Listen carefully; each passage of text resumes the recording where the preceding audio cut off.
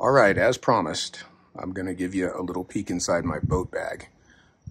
And I haven't been in this boat bag for, I don't know, about a month now since I came back from Wyoming. So I don't really remember what all's in here, but I'll just take you through sort of everything that I carry in my boat bag on a given trip. And, you know, obviously things change, you know, I might mix out a few different boxes here and there, but I'll tell you kind of what I've got and why I've got it, and hopefully that's of some use. Starting at the top there, that's a large size Umpqua boat bag that they actually don't make anymore. They make a smaller size one, but they don't make this larger sized one anymore because I have a special gift where if I find something that I really like, they immediately stop making it. And those of you that have watched my tie-in videos know that that's very true for me all the time. So there's that bag. Really cool for me, not so cool for you. And here I've got some little foam fish patches that Matt at Cliff Outdoors sent me, and I literally just glued them to the top of the bag. So those are my fly patches, and you can see I've just got random stuff stuck in there. That's a thin mint right there. Beautiful little thin mint. Whole random collection of. There's a Boy Wonder hopper. Oh, look at this dirty thing. This must be from Blake because I didn't tie this. It's a jigged Pats, just for the dirty. Some Fat Angies. There's a little yellow humpy. I fished that down on the RIO with John Flick not long ago, just before we went up to Cody. There's a Zertle. That's a cool one too. So random flies on top of the bag. One thing that I do on top of my bag, there's a couple things. I usually just loop my lanyard right through the handle there. And that is my nippers that I wear around my neck in the boat. And it's a pair of Hatch nippers. Those are great nippers. They are slippery, but they open up wide and they stay sharp for a long time. They're nice nippers. Everybody likes to bag on expensive nippers, but expensive nippers are well worth it in my experience. They hold up a long time, they do the job well, and do what they're supposed to do. This pair of forceps I know does not go on this bag. I know where it goes, and I'll show you. It goes on my other lanyard, so I'm going to set that aside. That's the same pair of forceps, or hemos, that go on my pack, and I'm sure I took them off the pack and clamped them on there, probably pinching a barb or something, but I need to put them back where they go. This is a pair of river grip clamps that fit on this bag. And these are scissor clamps, so they've got scissor cutters in there, and I like that. And I like this big one in the boat, so I can kind of get it and still use my fingers and kind of work around it. So that's a Umpqua river grip scissor clamp there, and that fits right there, like that, and lays flat so your line doesn't tangle on it. And then this rig that I've got here is a Fishpond tippet holder. And I've got an Abel retractor attached to a carabiner around the handle here. And the cool thing that I can do with this is when I'm sitting in the boat, I can reach back to re-rig and pull this up and not lose it. So I've got my Fanny fluoro tippet on there. Probably, let's see, yeah, 0x, 3, 4, 5, 6, and 2. I think I added some 2x when I went to Wyoming because 2x in Wyoming is like 5x in Colorado. That's when they're being a little picky. You go to 2x instead of 0x. Also on there, I've got a magic cloth and some dry magic. Same idea. I can just kind of pull that. You can see that's attached onto the tippet ring, or onto the tippet holder. So I can pull that up and kind of work from there. And then when I'm done, I can clip that all back together, and that doesn't flop around and stays out of the way. So now getting into the bag, we'll open this up and see how our view is. Up here in the lid, I've got an extra pair of sunglasses.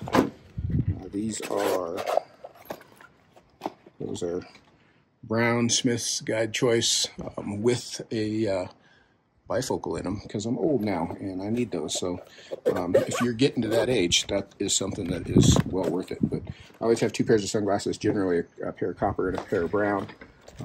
And then in this top pocket, I've got all sorts of leaders. This whole handful. Hey, look, there's some dirty New Zealand wool for an indicator. You can see that's pretty much a brand new package. Haven't even had to touch that because I don't really fish with indicators much, but I like to be prepared just in case. And then I've got a variety of leaders of all sorts of sizes on both sides here. You can see on both sides I've got leaders, and they'll range in sizes and lengths, so I can kind of fish whatever I need to. Other little packages, leaders in there. We've got a, I know Charlie Craven sticker, because you got to have one of those handy because somebody always asks for one. And then there's a couple of Versatips, where if you want to add a little sink tip section to the end of your fly line. One of the most important things I've got in this bag is right here, and I use this a ridiculous amount. I use this constantly. So what this is glide line dressing in a glide box. You can see there's a paper towel in there, and then there's some Mucilin. And I use that to clean my line. If you clean your fly line, it makes a huge difference in how long the dang things last. Not only does it make a difference in how long they last, but it makes the fly line float and cast 1,000 times better than a dirty line. And it doesn't have to, people say, I clean my line once a year. Once a year is not enough. You can ask Max at the shop. I clean my fly line after every use. Very often during the day on a float trip, I'll clean my line at lunchtime. If it starts to feel sticky, I'll clean my line. And what I'll do, I'll probably make a separate video of this too. It's a pretty simple maneuver. But you take your glide box and you open it up, and you can see that's got some dirty lines on it. But I'll take some of this glide and put it right down this groove and put the fly line through it and just strip the fly line in and out until it's clean. Oftentimes I'll kind of buff it with that paper towel. And then if you've got a sinky tip, which sometimes over the course of the day your fly line's been in the water all day and the tip wants to sink, I'll take some of that Mucilin and rub that on the tip of the fly line. That again makes a huge difference in how your fly line floats and casts. I can't stress that enough. People don't do that enough. That's something I've been sort of obsessive about over the years. But yeah, cleaning your fly line makes a giant difference. Not a big investment, makes a huge difference in your day of fishing. So put together a little fly line cleaning kit like that and keep that in your bag. More leaders over here, nothing fancy there. Here is my pair of Abel Nippers, which are also very nice nippers. Don't open up quite as wide. I've got a magnet in there to push them apart. And what I've done here is I've just cut, this is actually a piece of a dry magic cloth, or of a wonder cloth, and I've just poked a hole in it and wrapped it around one strand of my lanyard, and then I can take my forceps and pinch those on there as well. So I've got the two where they'll hang together. With that magnet, you saw how those forceps want to stick to that, so I like to try to keep those separated. But that's my other backup lanyard. Typically one of those is in my float bag and one is in my waist pack or sling bag. I just found something that everybody should have in their bag, is some Zins. That can right there is empty. That can is empty. That can still got some in it. So little bonus score for me today. All right on top is some squirmy worms. And you can see that's a full cup of squirmy worms. I've done all kinds of experimental squirmy worms. I did fish one of these up in Wyoming for a little bit. Probably under pressure from Blake Clark. He's that kind of guy. But a bunch of little creepy stuff in there. That's a fly that actually is a fly, and it's still tied. It's not a pegged worm, which makes it a fly, but I don't fish them a ton. But got some in the box. There I've got some salmon flies in that box. We were thinking we might run into a few somewhere along the way. As it turns out, we did not. And it's kind of become the catch-all box for flies that were used up. There's a few little secret goodies in there, gray drakes and green drakes, that we'll talk about more at another time. I've got a big tub of dry shake. In the boat, I like this. In a hard boat, you've got a cup holder. This fits right in the cup holder. It's just a big tub. I don't think they make this anymore either. I just keep refilling this. The powder keg is what they call that, but it's Shimazaki dry shake in a big big container. Here's paper towel. That's probably from lunch. I like to save that just so it doesn't go in the river. And apparently I like to keep it in my bag for a couple months after the fact. So, you know, hopefully you've got one of those in your bag as well. Maybe I'll take that out. Here's another couple important things. Some sunscreen. I do like this sort of roll-on sunscreen. I never remember to put it on. I've taken to wearing a sun shirt and you know, a hat all the time, and so I usually just have to put it on my hands and on my face. But sunscreen is an important thing to have in your bag. I've been guilty of not wearing that enough in my life, so now I'm a little more adamant about it, and there it is. That Fishpond sunscreen actually has got a lot of zinc in it. It's goes on pretty thick, but it really does keep you from getting burned. That's nice stuff. I like that. What else we got in here? Oh, some Flyagra. For big flies, Flyagra is the stuff. You know, chubbies, fat angies, hoppers, things of that nature, big foamy flies. This is, you know, a paraffin-based, solvent-based, paraffin and solvent combination floatant that really penetrates those bigger flies well. It does work on smaller flies, but it really shines on big flies. And the trick to that is to dip your fly in it and then don't let it hit the water. Just false cast it until that stuff dries off a bit. And ideally, take this and put it on your flies the day or week before and let them dry. That makes a giant difference as well. Flyagra for big stuff. I got, oh look, there's another bottle because I don't like to run out of things. More Dry Magic. More sunscreen because you can't ever be too prepared. Some High and Dry liquid floatant. Some Frogs Fanny. More Dry Magic. There's a sunscreen lip balm right there. Yeah, just always getting cooked out there. Some more Zertles. Yep, little crawdaddy fly. Let's get to the good stuff. What do we got in here that's the good stuff here? You can tell, I won't say where I was fishing in Wyoming, but you can tell crawdads were on the theme. That's a Hellraiser craw. That's a good little fly. That's a good one too. Comes in a few different colors. I did an article about that several years ago for fly fishermen, so I'm sure that one's out there. There's probably a video for it as well. Here's a little Umpqua box with a whole bunch of 2-bit hookers and problem childs and some juju betas in there. So I don't know why those are in a separate box, but there they are. They're extras. What else we got down in here? I got a box of Tricos. This is a little Myran box. This is a 12-compartment little dry fly box. Tricos and there's a few midges in there, it looks like. But that in the late summer and fall, that's the Trico box that I work from. You can see there's not a ton of different patterns in there. You know, all small, all black, all with little white wings, variations on the theme. But you know, when they're eating them, you want to have a bunch of them. And then I've got a little box of midges, and these just kind of have lived in there just in case. Any variety of midge patterns in that box. We'd have to get a whole different camera set up to actually show you what's all in there. But some little CDC stuff: Fowler's midges, mole midges, Griffith's gnats. What else is in there? Mayhem midges, Roy Special Emerger, all kinds of goodies in there. Here's some little flies my son tied for me, Charlie. Tied me these little yarn sort of caddis stimulator things. We fish those a bit. That's a good little dry dropper fly. Oh, there's some secret stuff you can't see. We'll talk about that later. That comes out next year. Here's my little midge box. So in this box, this is a small Wheatley box. You can see I've got some flashback buckskins and some juju, kind of just juju larvae. There, super hair bodies and just a dubbed head, and then a bunch of jujube midges. Here's some 2-bit midges, lots of different colored jujubes, some brassies, some black beauties, some miracle nymphs, some red midge larvae, poison tongues. Fish a lot of poison tongues in the winter. You know, good cross section of midges. And those are, you know, counting these big ones, those are probably size 16s, but you know, I'd say 16 to 22s. You know, in weighted and unweighted or beathead and non-beathead versions.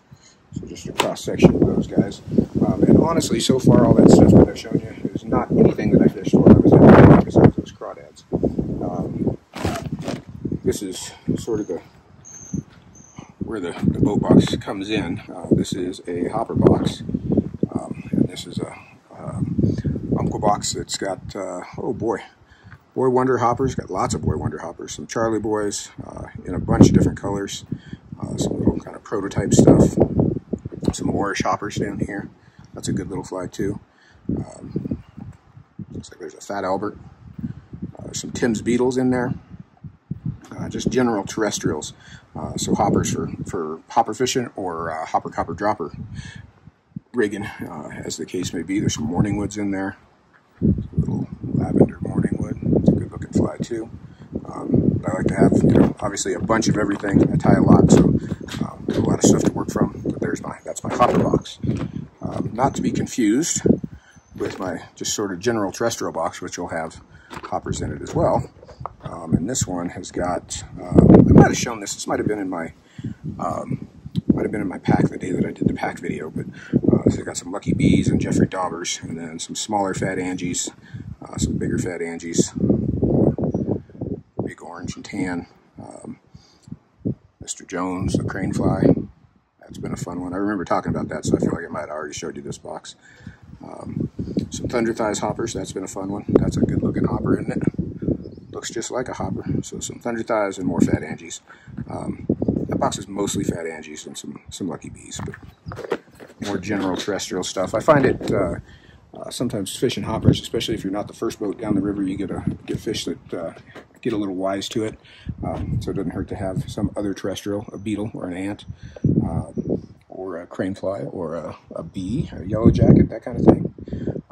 In this box, and this is a big box, we've got sort of dry dropper stuff, and this is made for Wyoming or the upper Colorado, but chubbies of all sorts of varieties, some big heckin' stuff, some smaller size stuff, light colors, dark colors, random Fat Angie stuck in there, Hippie Stomper from Andrew, some big morning woods, and then down here in this bottom row we've got Pat's Rubber Legs in a variety of different colors and some various stone flies. There's a big old heckin' Kaufman stone in there.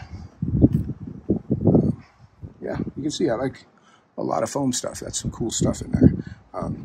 That box says summertime to me. That's fun fishing right there. And I'm probably not in danger of running out of any of that anytime soon. And then this is my green drake box, and if you look real close, that sticker, if you look at those lions on there, he's holding a wrench and the other one's holding a screwdriver. That's for my son Jonathan. We had that sticker done by Danny Lane, who's a good friend of mine and a hell of an artist and a great fishing guide. But as I've mentioned before, I like to put stickers on the boxes to kind of tell them apart. And this is going to be gray drakes and green drakes. And I've got, speaking of Danny Lane, I've got his DJL Drake in there. That's a good looking fly. That one works well. And then variations on the theme. Got some little cripples and parachutes. Some big parachute Adams. That's a great gray drake pattern, as simple as it sounds. A big parachute Adams matches awfully well. I've tied those with buyout bodies. Those are tricky buyouts from Stephen Hankin. He's got some cool stuff. There's a good example. Let's see if I can get that up where you can see that a little better. That's a gray drake comparadon. Big deer hair wing, turkey buyout body, moose hair for the tail, with those little exposed butts in there. Good looking fly. Gray drakes are big. That's actually not near as big as the real critters were. But all kinds of variations on green drakes and gray drakes in that box. We got ready to go down to Creed, and we were going to have green drakes and gray drakes, and I could not find my green drake box, so I had to start this one new. That's why it's not quite stuffed full just yet, but it'll get there. I'll fill it in. All right, so that's compartment A. Tippet. Here's a box of blue wing olives. I can tell because on the end it says BWOs. And in this box, there are a million variations. There's a couple snowball beetles stuck in the corner because I just like to have those few little ants too. But CDC comparatons, parachutes, any variety of stuff like that. Just various Baetis patterns.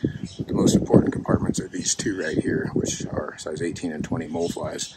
And that's really, I mean, if I had to narrow it down for Baetis, if I fished with a box that was that big that held those, I'd catch just as many fish as anybody else. But there's a box of Baetis. And for summertime, we've got PMDs and red quills in this box. And this is a 18 compartment Myran box. And again, you know, more cripply stuff. Get a hold of one. Little Quigleys for PMDs. Some little floating nymphs. Parachute emergers down here. Again, there's some more ants. You can see I like to have some ants in my box, just wherever, you know, just randomly strewn. Sometimes you're fishing to a fish and you're changing patterns and mixing it up and throwing every PMD pattern you got at him, and then you see an ant in your box, you tie it on, you throw it over him, and he eats it right away. So that's sometimes how you have to go about it. This box has got some mahoganies, which is a little bit bigger, darker colored, size 14, 16 mayfly that we get here in Colorado. I'm sure you get it everywhere else too. Some missing links, that's a good fly. And then a bunch of no hackles too. You know, if they're really being dicks, you can throw no hackle at them and usually solve that problem. A few rusty spinners in here as well. Triple wing spinners right there. Good to have, you know, sort of various stages of hatch color. You can see there's some pink ones, some yellow ones, kind of half in, half out of the shuck. Spent, upright wing, low wing, spinnery kind of stuff. PMDs are a fun hatch, but they, you know, males and females are slightly different colors. You got the spinner mixed in there. You got, you know, sometimes different colored bugs hatching that we all refer to as PMDs that aren't. You got to have a box of variety there. Let's see, in this box, this is a big Umpqua box. This has got some big golden stones in it, some 2-bit stones, some problem childs, some tongue stones, John Bar's tongue stones, little, well, just random variations, just one-off variations that I twisted up there, some bead heads, some mops for some crane flies, a couple of bar stones, a big deep cleaner, which is sort of a half mop, half Pat's rubber leg, and some random Prince nymphs in there too, which I'm sure came from fly tying class, because I hate that fly. It's not that it doesn't work, it's just that I've tied way too many of those in my life, and I've had enough of that one. So I'm sure I tied those in fly tying class and stuck them in this box, probably along with these brassies, which I'm not sick of and still does work, and I still do fish. But look, there's even some Zug bugs. So a couple little Perdigony kind of things just randomly thrown in there. The other side of this box has got more problem childs, and looks like I need to restock some of those because those are getting cleaned out. I've been fishing that one a bunch this summer. When I got to put a nymph on under a hopper or something like that, and it'll usually be something like that during the summer. It can kind of cross for a stone or a caddis or just general attractor bug. So there's that one. Here's one of my favorite boxes, and I fish out of this a lot. This is entirely Parachute Adams, biot-bodied Parachute Adams, size 14s and 16s. You can see there's some purple ones, some regular ones, some brown ones, mostly regular gray ones. And this is getting a little picked through as well. But I fish a lot of these. You know, people ask all the time, I tie all these cool different flies, but Parachute Adams is still one of my favorites, and I fish it almost every day that I go out. That's just a darn good fly. So a whole box of Parachute Adams, some Parawolfs down here, just in case you get somebody that comes along with you that can't see very well. That fly shows up really well. And the other side of this box is my other favorite fly. And those, my friends, are humpies. Lime humpies, a few yellow humpies, some orange humpies. I know there's only a few yellow humpies in there because I fish those down on the Rio and I use most of them. There's some nice rusty spinners in there. Why they're in this box, I don't know. They should go in that other box with the spinners, but some nice little biot-bodied rusties in there. And a bunch of humpies and one big fat RIO wolf right there. Because, you know, you got to have one. Probably did that in class too. Humpy's a great fly. I fished that all summer long. It's very, very easy to see. Floats really well. You know, takes me back to my youth when I was a kid. That's one of the first, you know, fly patterns that I learned to tie. You can read about that, I think, in my first book, Basic Fly Tying. This is a little Daiichi box, and this is my Euro trash. And I have a box of Euro trash just like everybody else does, but you can see mine's pretty full because I don't like to fish this crap. But occasionally I have to. So I've got any variety of just little thread flash bodied perdigon things on jig hooks with beads. And I realize these catch a ton of fish, and you know, if you're into catching a ton of fish, that's cool too. I like to catch them how I like to catch them, and you know, I'll resort to this if I've got to, but if I can help it, I won't. But at any rate, there's a bunch of that kind of stuff in there. I still got them. In the middle box, that thing weighs about 3 pounds too. This is my caddis box, and that sticker came from my friend Richie Farino from Washington, D.C., from his shop out there, Urban Angler. And no, he used to work at Urban Angler. Richie, I can't remember the damn name of your shop. Sorry about that, man. Anyway, Richie Farino sent me that sticker, and you'll have to ask him what that story's about. But we'll just leave that at that. But this is my caddis box. And in here, I've got a huge variety of different patterns. Some little bloom caddis down here in this corner with that high-vis parachute post. Little cut wing, hair wing. There's some sort of early variations of the Mr. Jones, smaller crane fly, skater patterns. Some Goddard caddis. Some X caddis up here. That's a great fly. I fish that a lot. X caddis side with the hare's mask body. More variations on the Screaming Banshee in there. Some Yellow Sallies in here. Some Drunken Susies. There's a yellow Screaming Banshee. There's the Drunken Susie if you're getting that summer. There's a yellow Trude attached there, but if you're getting that summertime Yellow Sally hatch, that Drunken Susie has been a really good low floating little pattern for that. This is a new one called a Hellion caddis. You'll see more about that. We got a little wind. You'll see more about that in the coming months. I'll do a video on that one. A couple bins of those. More X caddis. More Screaming Banshees. You can tell I like to fish the Screaming Banshee. Some random hopper in there. Some Hemingway caddis. Some regular old Elkhare caddis. Alec Gerbeck's resting caddis down here with the little wally wings. That's a cool little fly too. Chuck's caddis variant. That's from Chuck Stranahan. Sort of an unconventional pattern. I've got a video up of that one. That's a good fly.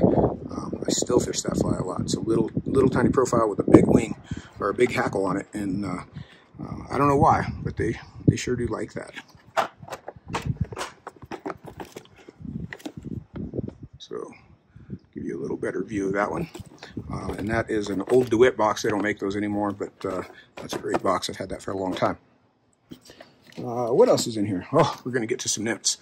So this is my primary nymph box, and this is a Wheatley box with a swing leaf, and it's got my big red sticker on the front, and then it's got my friend Blake's sticker that he made after he taught me to swim on the North Fork of the Shoshone up in Wyoming. But in here, I think I walked you through this one. Any variety of 2-bit hookers, Jujubatus, caddis pupa, caddis larva, soft tackle emergers, some leeches, some pig stickers, some scuds, some golden stones, some CDC pheasant tails, some big net builders. Yeah, that's a good box. I could catch an awful lot of fish out of that box, and I have over the years. But I think I've shown you that one before. My stack's getting a little tall over here. Here's some sort of prototype stuff and some new stuff that I tied up. Some regular old stimulators.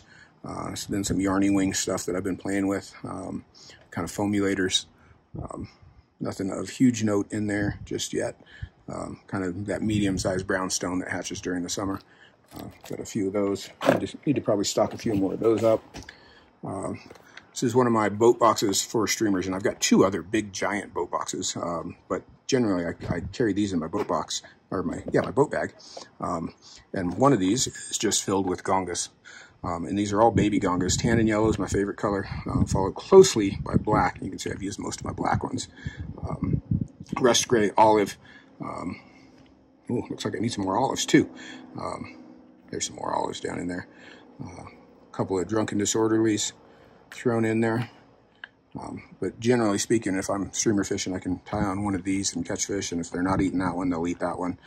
If they're not eating that one, I'll work through the other colors till I find the ones that they are, but that holds a lot of streamers. But I do need to stuff a few more in there. And then I've got another box just like that, and that's the swim team. And these are swim coaches. Swim coach is a slightly different fly. It's not quite as heavy as a gonga, and it is meant to fish slower. So it's a slow water fly, and that doesn't mean in a slow moving river per se. But if you got high water up in pockets along the bank, a swim coach has got a lot of movement built into it. It's will almost suspend. It's a very flashy fly. That is a good fly, and I've got that in. These are all in a mess because you can see I dug through. There's a bunch of olive ones, brown and yellows. I'm going to need to organize that. Some gray ones. There's a big white double gonga that I threw on the Animus with Spencer down there. We had a good time. We'll come back and get that fish that I did not get, I promise. Some black and purples. There's a pepperoni yuck bug right there. That's an old one. A little articulated Platte River Special. All kinds of weird stuff that lives in that box. I'm going to leave that one open because I got to go through and reorganize him a bit. And that leaves us with one last box and more worms. In here we've got pig stickers. If I'm going to fish a worm, I like that pig sticker. I can fish that on a dry dropper rig. It's a weighted fly, so I can fish that on a dry dropper. It works really nicely that way. And then I've got a bunch of different leeches, sort of variations on Landon's leech, my squirrel leech, some giant pig stickers. Thanks to Luke Beaver. He won't say that's giant because he fishes them even bigger than that. Some old leather worms, some regular old conventional sandworm worms. There's some squirmies in there, some Matt Winkler's balanced leather leeches. So kind of dirty stuff in that box. But sometimes you got to have those around, and that does the trick. But that's a nice heavy box full of tungsten beads. And I think that is the contents pretty much of my boat box. Give you a little peek, just some random floating. I like to have backup floating. I tend to drop things over the side of the boat a lot, including myself. So just some random Tippet floating around down in there. I got another chapstick. Yeah, I think that one's lemonade flavored. That's my favorite. That's good stuff. So anyway, got a little peek inside my boat box. I hope you guys enjoyed that. Looks like we're going on about a half hour there, so I talked for a while. And hopefully you got something out of it instead of just listening to me ramble on. But there you go. I promised it, and now I've delivered. Hope you guys enjoyed it. You guys have a good day. Take care. I'm Charlie Craven. All right, I just shoved everything back in my boat bag, and I've finally remembered the name of Rich Farino's shop is District Angling in Washington, D.C. And I've known Rich for, I don't know, 25 years, and I apologize for not remembering that, but hey, Rich, I've known you for 25 years, so now I'm old. I'm a little older than you are, and you'll see in a few years you don't always remember things, but that's where that sticker came from. Call him and ask him what that's about if you're so inclined. It's really not that big a deal, but I felt bad that I didn't remember, so there you go. That's our addendum to the video. Thanks for watching. Take care. See ya.